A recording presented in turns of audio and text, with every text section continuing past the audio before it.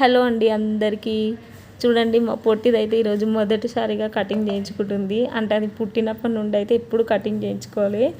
ఏంటంటే ఎప్పుడు గుండు చేయించినాం, లేదంటే హెయిరే పెంచేవాళ్ళము. కానీ ఫస్ట్ టైం అది కటింగ్ చేయించుకుంటుంది. ఆ కటింగ్ చేయించుకోవడానికి మస్తు ఇబ్బంది పెట్టింది. ఇంట్లో వాళ్ళందరం దాని చుట్టూ కూర్చొని పొట్టి అని అటు ఇటు మాట్లాడిస్తుంటే కూడా ఆ మాటలు అస్సలు మాట్లాడట్లేదు. ఇంకా మా సైడ్ చూడకుండా దాని ఫేస్ని మొత్తం కవర్ చేసుకుంటుంది.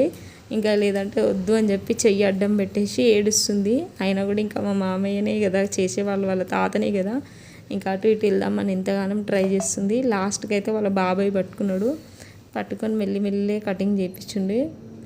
ఆ లుక్ అయితే కొంచెం మా పొట్టిదాన్ని నాకు చేంజ్ అయినట్టు అనిపించింది. మరి మీకు ఎలా ఉందో నాకు కామెంట్ బాక్స్లో కామెంట్ చేయండి. కొంచెం బేబీ కటింగ్ చేయమంటే కొంచెం సమ్మర్ వేరు, లేదంటే బాయ్ కటింగ్ లాగా అనిపిస్తుంది నాకైతే లుక్. మరి మీకు ఎలా అనిపించింది? మాకు పొట్టిదానికి ఈ కటింగ్ బాగుందా బాగాలేదా? మా కటింగ్ చేయించుకుంటే బాగుందా, లేదంటే హెయిర్ వదిలేస్తే బాగుందా, ఎట్లా బాగుందో కామెంట్ బాక్స్లో కామెంట్ చేయండి.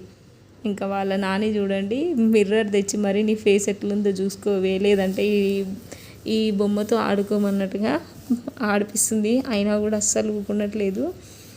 మీ పిల్లలు కూడా కటింగ్ చేయించుకున్నప్పుడు ఇలా కదా, అందరి పిల్లలు యాజ్ యూజువల్లీ ఎట్లయినా ఏడుస్తూనే ఉంటారు.